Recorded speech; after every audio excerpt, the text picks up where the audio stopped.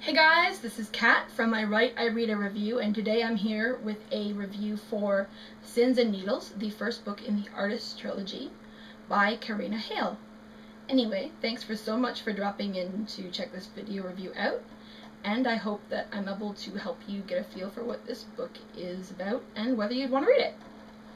Anyway, essentially, Sins and Needles follows the character of Ellie Watt, who is a con artist who is essentially running away from this guy and away from her past in general. She's constantly on the go, constantly on the move, constantly on the run. And finally, she's decided that she's done her last con. She wants to go clean. She wants to live a normal life. So she heads back to California where she grew up, and she figures that maybe she'll get some help from her Uncle Jim and that she will try and get her life in order. Unfortunately, she gets to California and none of this is at all as she had hoped or intended or planned. There are two reasons for this. Numero uno is that Uncle Jim does not want to help her, really. I mean, like, he can't. He's kind of got problems of his own going on. His finances are screwed up, and she also has some really bad men following her that he doesn't want to get mixed up with. The second reason that she is like having her whole life screwed up when she gets back is that she runs into an old high school friend that she has a rather bittersweet history with named Camden McQueen. And Camden turns out to have problems of his own, and he also turns out to have plans or intentions regarding Ellie that might just be questionable. Anyway, the plot of this book I felt was much stronger than the plot of the prequel, On Every Street, which I read first. I feel that this book was much more properly connected, which is understandable since it was a full-length novel rather than a novella. It was leading the plot rather than having to be something that connected into the plot that had already been developed. I could be wrong on this. For all I know, these were written in direct order as opposed to the first book and then the prequel being written. I mean, I don't know. But based on what I read, that's how I kind of take it to be. So, I mean, that is an assumption on my part. That is not necessarily fact. But I felt the plot was much stronger here. I felt that it was very connected. It has a circular arc where we see things sort of go in a very interesting pattern of change and growth and depth and everything. And it goes from being very intricate and at times funny to being very fast-paced to being touching and romantic and at times to being very frustrating and making me want to scream. But yes, it was definitely never a dull moment. As for the characters, once again, I found Ellie to be a very compelling lead character. I absolutely loved her in Sins and Needles just as much as I loved her in On Every Street. I felt very strongly connected to her. I found her very relatable despite the fact that there are a lot of things that are very different about Ellie and I.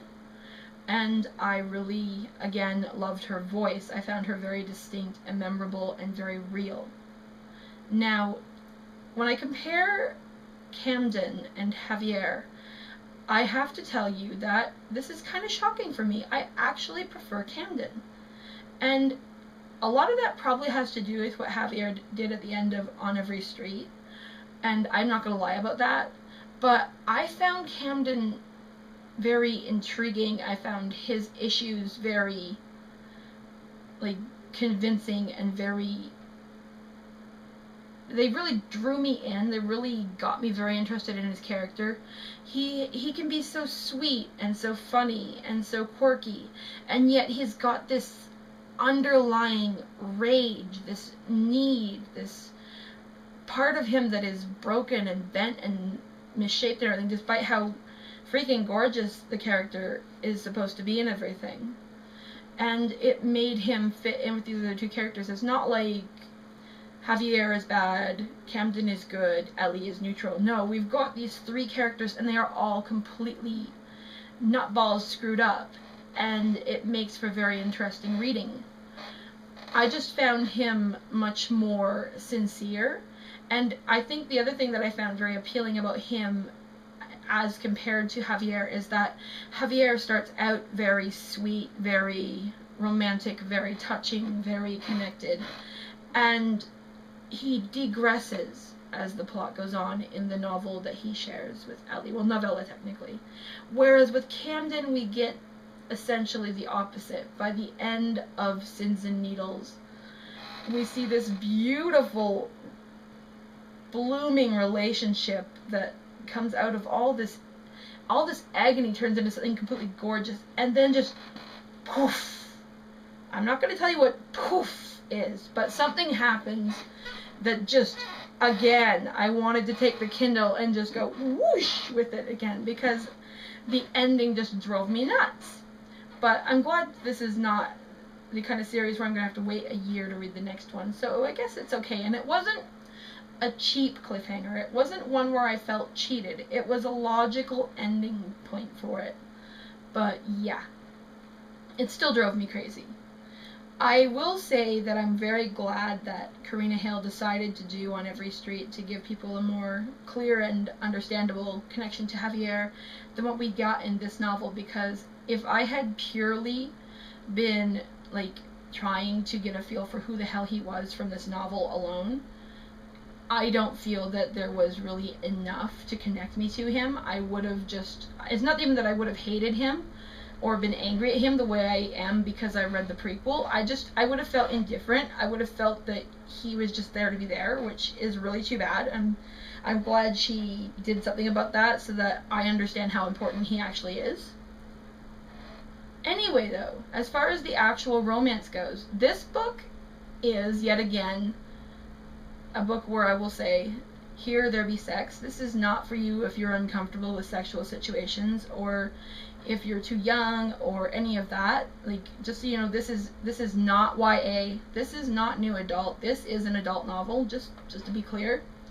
But what I will say about this book is that the sexuality in this novel, as compared to that in On Every Street, it wasn't as extreme or as intense or as, like, it wasn't as memorable in the actual, like, what they were doing sense. But at the same time, I also felt that it was much more deep and connected and very, it moved the plot forward, which is vital and important. I mean, I don't care about sex being there for sex's sake. I think that's really silly, and it usually makes me really bored. So I actually really liked that aspect of what was going on with Ellie and Camden. As for their actual relationship, this is one of the most utterly fantastic, mind-blowingly awesome, well-constructed, well-thought-out, well-planned, like, getting back together type things that I've ever read. I'm usually not a big fan of the best friend or high school crush or whatever coming back. I kind of shake my head at that a little bit. I don't know why. It's just never been my thing. I'm actually really surprised at how my reaction went to this book, because I figured I would be Team Javier. I figured that it wasn't even going to be a contest. I figured by the end of On Every Street that I would be madly, wildly, passionately in love with him, and that I would be, like, screaming for him and Ellie to get back together.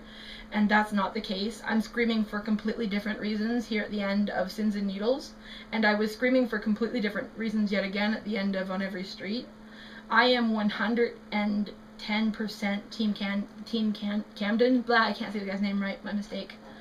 So that's how I feel about that. I'm trying to be very careful not to give you guys exactly why. I don't want to decide for you, but that's how I felt.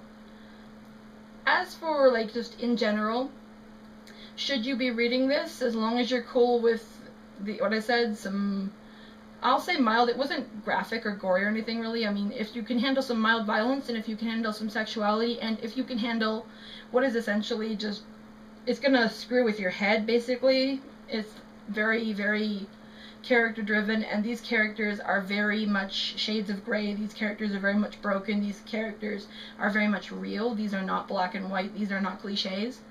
Then you definitely want to be reading this, because this is fabulous. And if I go from talking about the prequel to the first book, this is something that's just getting better and better.